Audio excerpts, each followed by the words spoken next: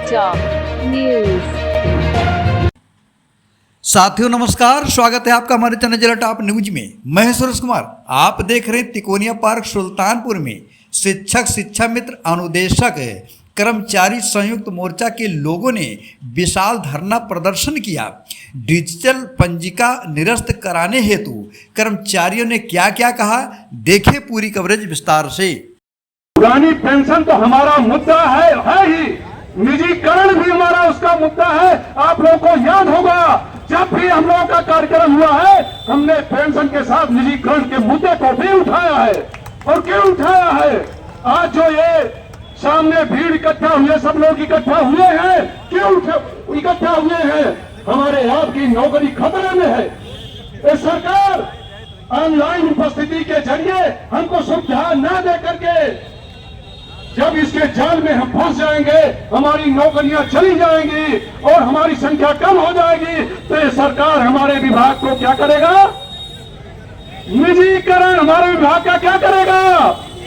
निजीकरण कर देगा। और 10,000 5,000 जिस तरह से हमारे शिक्षा मित्र भाई, अनुदेशक भाई, हमारे शिक्षा मित्र अनुदेशक भाई 10,000 और 7,000 पर नौकरी करने के लिए मजबूर है, उसी तरह से यहाँ बैठे हुए जो हमारे शिक्षक भाई बहन 50,000 60,000 1 लाख रुपया वेतन पा रहे हैं, उनको भी उसी दर्जे पे ले करके खड़ी कर देगी। इसलिए हम लोगों को क्या करना है? इसलिए हम सब लोगों को एक होना है। बोलिए, हाथ उठा करके बोलिए। और हम तब तक पीछे नहीं हटेंगे, तब तक पीछे नहीं हटेंगे। आज हमारा ज्ञापन जब जाएगा जिलाधिकारी महोदय के माध्यम से मुख्यमंत्री जी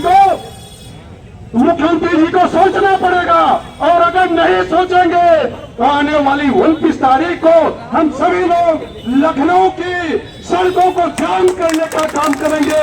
और तब तक नहीं हटेंगे जब तक हमारी मांगे मानी नहीं जाती है।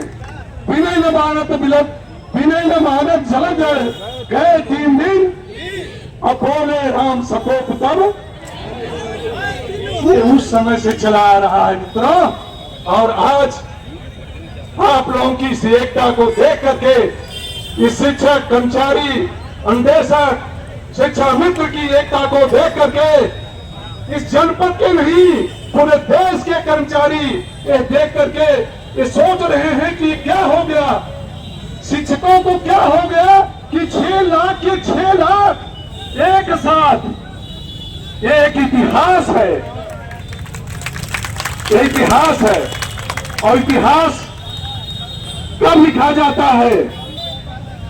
जब हम जो है लीक से हट करके काम करते हैं, तभी इतिहास लिखा जाता है।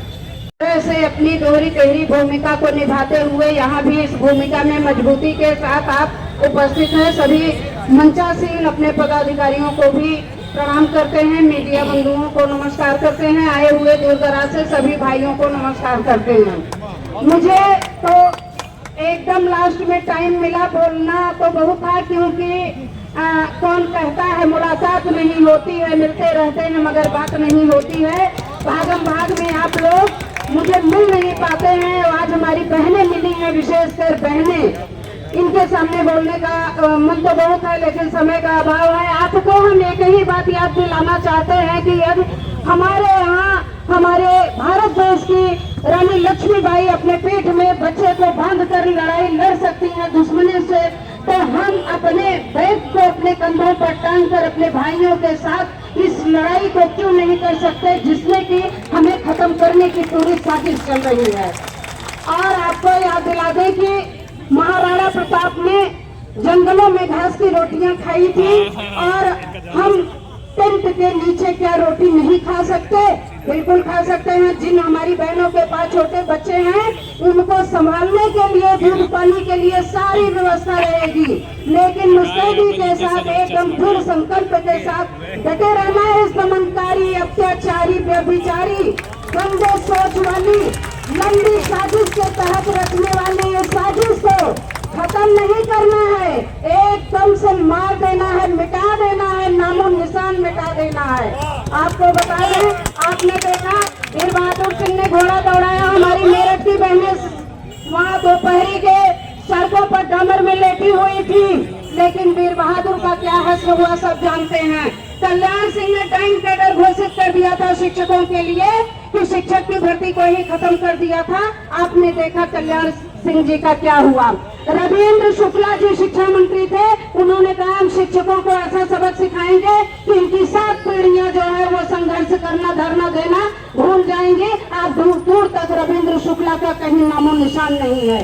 और आपको बता दें कि एसी के कमरों से जो आदेश हो रहे हैं वो आज जो कर कर कर असारू मेढक की तरह बोल रहे हैं, वो हमारे शिक्षकों के द्वारा, कोई हमारे शिक्षक के भाई बहन ने ही उनको पढ़ा कर वहां तक पहुंचाया है। अपने पद के मद में, अपने कुर्सी के घमंड में वो अपनी मानवता को, अपने संस्कार को, अपनी इंसानियत को, अपनी जिम्मेदारी को सब भूल बैठे हैं। तो उनको याद दिलाना है कि पहले बबूल की डंडी चलती थी, अब जो है वो फेसबुक चल रहा है, मीडिया चल रही है।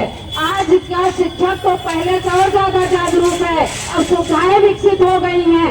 आप एक रहिए, नेक रहिए, डटे रहिए और इस लड़ाई को अंतिम अंजाम पहुंचाने तक एक कदम पीछे ना हटिएगा, बल्कि 4 कदम आगे रहिए। और सबसे पहले 58-59 साल की ये बुढ़िया आपके साथ आगे आगे रहेगी, आपके भैया साथ, इसी के साथ। जय हिंद, जय भारत, जय शिक्षक। बहुत बहुत धन्यवाद आप लोगों को देते हैं और निश्चित रूप से हमें आशा और विश्वास है कि आगे भी इसी तरह आप लोग सहयोग करते रहेंगे। मित्रों, सरकार आज जो भी व्यवस्थाएं दे रही है वो केवल मात्र अपने वोट के लिए, किस तरह से हमको वोट देते। जैसे बच्चों को ड्रेस मिलता था, जूता मोजा मिलता था, उसको ले जाकर गार्जियनों को पैसा पहुंचाने की, चाहे आधे बच्चे खरीदे, चाहे चौथाई खरीदे और चाहे एक महीने खरीदे। झूठे वाली अध्यापकों को कह देंगे कि नहीं आएंगे पहन के तो ऐसा कर देंगे। आप बेसिक शिक्षा को हाईटेक करना चाहते हैं, बहुत अच्छी व्यवस्था देना चाहते हैं, इसके लिए हमें बहुत खुशी प्राप्त। पहले हर विद्यालय में नेटवर्क की व्यवस्था करिए जाए श्रीमान। कम से कम आधे विद्यालय ऐसे हैं जहां नेटवर्क नहीं रहता है, कैसे ऑनलाइन हाजिरी देंगे शिक्षक? तो केवल उनको अफवाह फैलाना है और आप लोग इसी तरह डटे रहिए, ऑनलाइन व्यवस्था नहीं होनी। आप लोग निश्चित रहिए, विद्यालय रोज आ रहे हैं, समय से रहे हैं, समय से पढ़ा रहे हैं, तो ऑनलाइन होगा, उससे हमें क्या डर। लेकिन उसकी सुविधाएं दी जाएं, हर जगह नेटवर्क रहे, हमें इस तरह की सुविधाएं दी जाए, छुट्टियां दी जाए, इस तरह 30 दिन का ईएल दिया जाए, हाफ लीव दिया जाए, कि जिससे कभी हम 11 बजे बीमार हो जाएं या कुछ हमें समस्या आ जाए तो उस तरह छुट्टी ले सके।